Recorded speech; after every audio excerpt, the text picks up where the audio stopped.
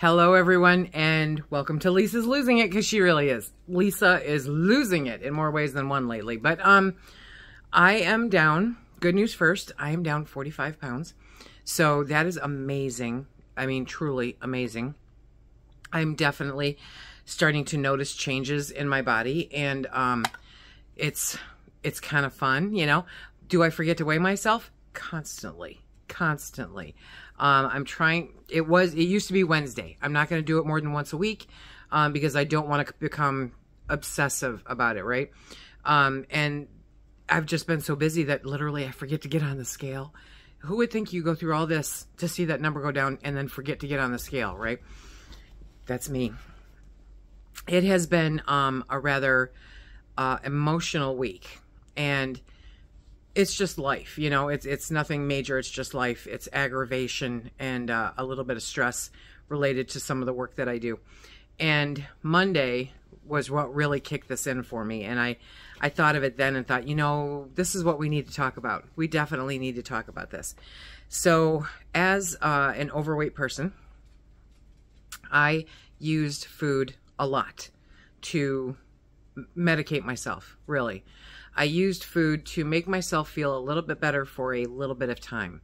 And then you would feel worse because you're like, I can't believe I just did that. I can't believe that I just ate a double quarter pound of cheese. I can't believe I just ate a box of Milk Duds. I can't believe I just ate half a pizza. So you medicate yourself with food, you know, and then you're mad at yourself for medicating yourself with food. Now, there was recently a study, I didn't catch the whole thing, but I saved it to go back and read, where they have, there's a doctor that actually did a study and decided that obesity is a brain disorder. And I kind of went, yeah, hello, you know. Food was always a way to make myself feel better, or to make myself feel better for a short time, to celebrate, to, you know, to mourn, to do anything. Food was the thing. And it was that way for a very long time. Now, it wasn't quite so bad when I was very active because I would burn it off, you know. And then my life became very sedentary, sitting at a desk, and I wasn't burning it off anymore. But the intake was the same or more, depending on the mood, right? And then it kind of caught up with you really, really quick. I mean, literally in a matter of years, I gained 100 pounds. And I'm not talking 5. I'm talking like 2, you know. So food is tied very, very close to the emotions. It's tied very much to the brain. You know, you can't do without it. We need it to live. It's not like giving up smoking or giving up drinking, right? Food you have to have. You have to have food. So it's kind of a wake up. Monday was a rough day for work. Things were not great. And it was not me personally. It was a situation that occurred at work. And I was mad and I was upset. And I knew that it wasn't going to be cured in that day. It was literally going to take up my entire week. And the first thing that I did when I got home from a meeting was go to the refrigerator. I went to the refrigerator. I'm like, what can I put in my face that will make me feel better? And as I'm standing there, that's literally what I thought to myself. What can I put in my face to make me feel better? And I realized that I can't put anything in my face to make me feel. It will not make me feel better. If anything, it will make me feel a whole lot worse. That was kind of like, ting, a little light bulb went off, right? Now, I am not going to change 57 years worth of conditioning and habit overnight. So these little light bulbs are going to keep going off, I'm certain. I am trying to keep at around 1,100 calories, okay? I don't want to hit 1,200 calories a day because I'm not that active right now. I started walking, which was great when it warmed up a little bit. It's cold again, and I don't want to walk on our road when there's a chance of ice because we have speed demons on our street. I'm in the middle of nowhere, but when they do come down the road, they come down the road really, really fast, you know? Number 2, I hate being cold, like a lot. I hate being cold a lot, which is why I'm living in hoodies until spring. So that's another reason I don't really see a whole bunch of the weight loss is because I'm wearing big baggy hoodies, you know, and leggings. The leggings are fitting a lot looser. A lot looser, okay? But it's interesting, you know, to sit back and go, what can I do? Because eating cannot be a crutch anymore. Eating cannot be a medication that I use to try to make myself feel better when the world is not going right.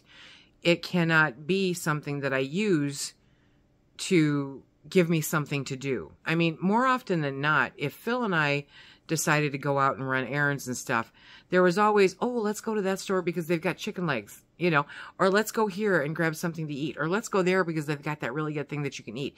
And so eating was part of our activities also. So not only was it an emotional thing, but it was an activity, and it can't be that anymore. So now what do? We actually had, a few years ago, the Kmart in our area closed down. And so now you really do have to drive, you know, 45 minutes just about anywhere to get anything. But when I used to get bored, it was like, hey, let's go walk around Kmart. You know, even if we didn't buy anything, let's just go walk and see what they got, you know. Let's go through the book section. Let's check out the papers and pens, because I'm kind of a paper and pen freak. Let's check out what kind of towels they have, or do this or do that. Well, you can't do that anymore. And if you do that, it's going to take you 45 minutes to get there, 45 minutes to get back. And most of the time, I'm not that committed to that activity, you know. So when we go out, it is, you know, it's seriously an activity. And it's like, oh, where can we go to eat? We're not going anywhere to eat. Just sit there, drink your water, and shut your mouth, Lisa. You know, you cannot be stuffing stuff in your face just because you're doing something. How often do we mindlessly eat? I still mindlessly eat. Now, I mindlessly eat in portions that I have already figured out for myself for the day. But it's still not intentional.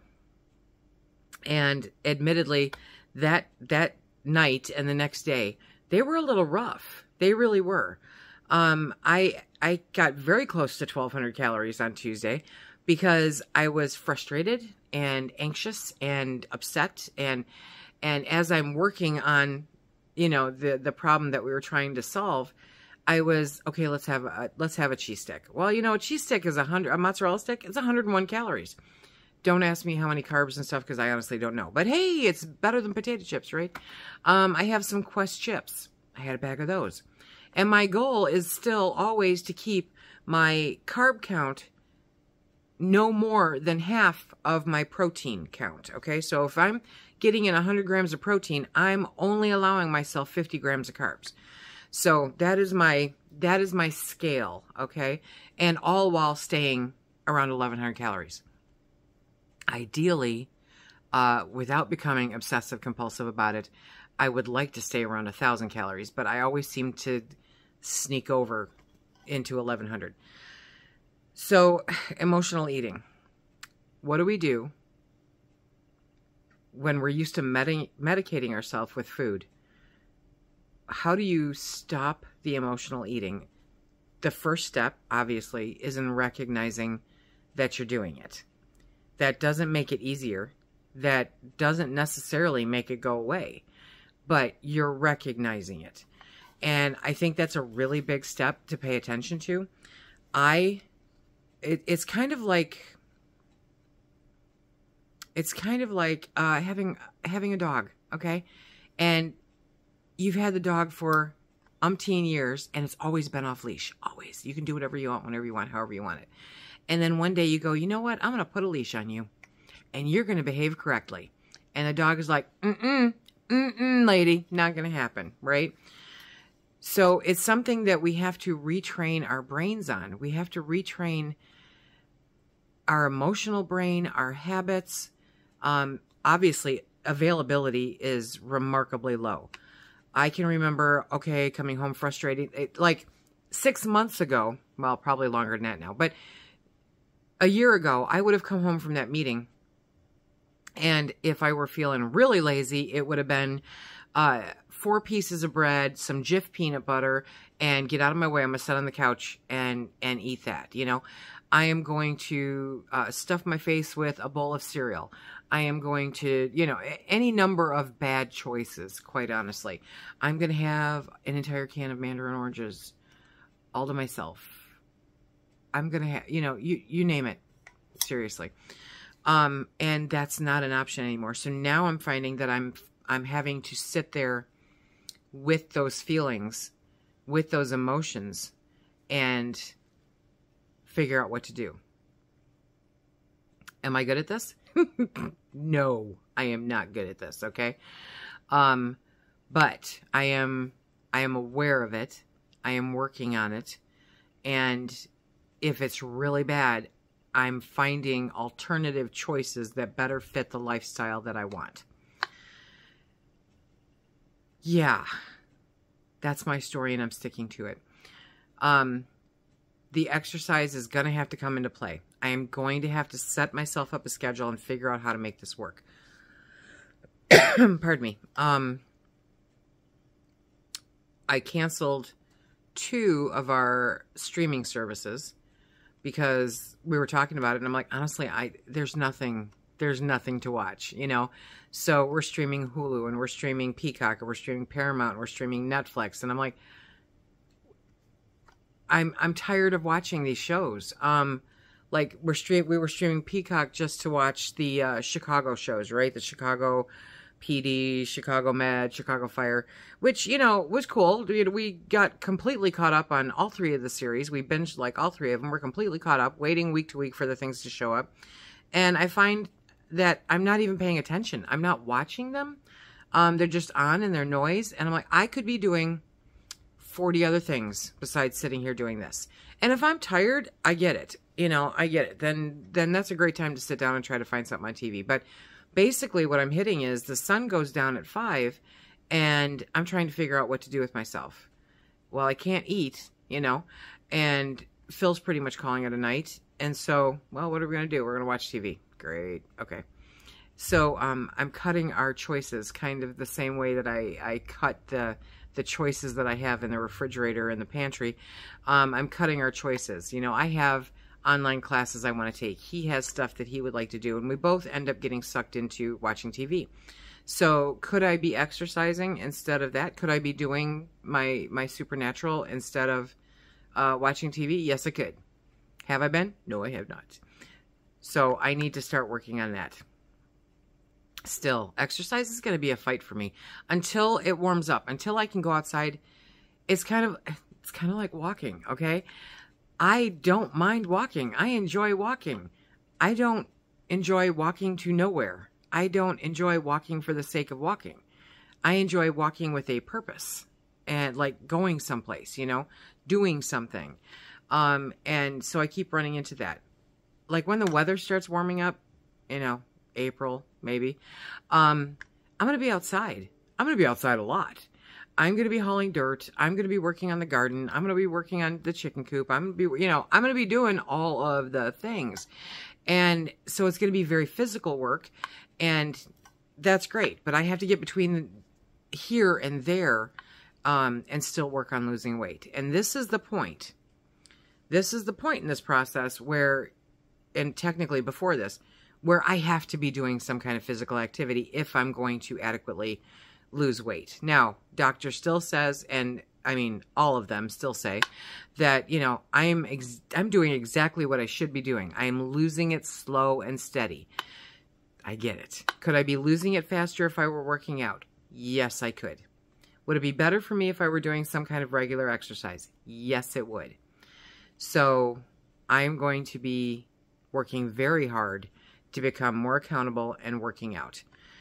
Feel free to nag me about it, okay? I'm busy. I'm just not busy being physical. And I'm more physical than I was. I mean, I'm out the door the minute the sun even, or what, I can't say sun. We haven't seen the sun in a month and a half. But, you know, as the light of the day comes upon us, I'm out the door immediately, letting the chickens out, checking on everything out there, doing my thing. I can lift a bale of hay. I can lift 50-pound bags of feed now. I can do all that stuff. But it's very short time. Do you know what I mean?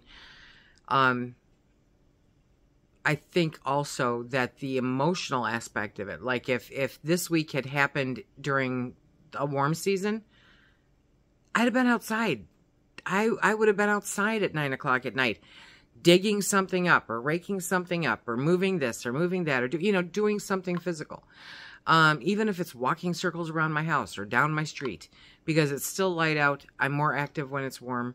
And yeah, I'm a million excuses, but to me, they're kind of legitimate. I am not used to being affected by the lack of sunlight the way that I have been this year. It's really weird, and I don't like it. And I think that may be playing into the emotional aspect also. Pardon me.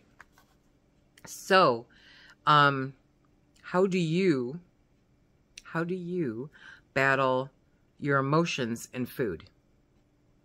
How do you, instead of medicating with food, what do you do? If you've had a frustrating day, or work just really got to you, or somebody just really ticked you off, right? What do you do different? Or what do you do that you've always done because you're one of those people that has known how to cope with it without feeding yourself? What kind of things do you do to get past all of that? Inquiring minds want to know. They really, really do. But the good news, like I said, is that I'm down 45 pounds. I am happy. I feel good. I had to go back on my acid reflux medication that they put me on after surgery because, yeah, 2 days without it was pure torture. Had a really bad episode one night. Really bad. So I'm back on the medication and will stay there for the time being. Until I get this figured out. When I asked about it on TikTok, some people said that they had to go back in for a surgery called a revision because they had that problem. And I'm kind of curious what that is, but I haven't had time to Google it. So I don't want another surgery. I really, really don't. My insurance premium went up and my deductible went up, and I don't want to. But other than that, things are going really good. Things are going really good. I'm very happy. I have cheekbones again. It's weird, but I do notice this is still there. And certain camera angles, if I turn my head, it's like, where'd her neck go? Because I think I'm used to walking around like this, quite honestly. So I'm trying to teach myself to keep my shoulders down. I may have to put 10-pound weights on them. I really may have to. But that is my check-in for this week and my question. What do you do about emotional eating? Any tips or tricks? Until next week, everybody.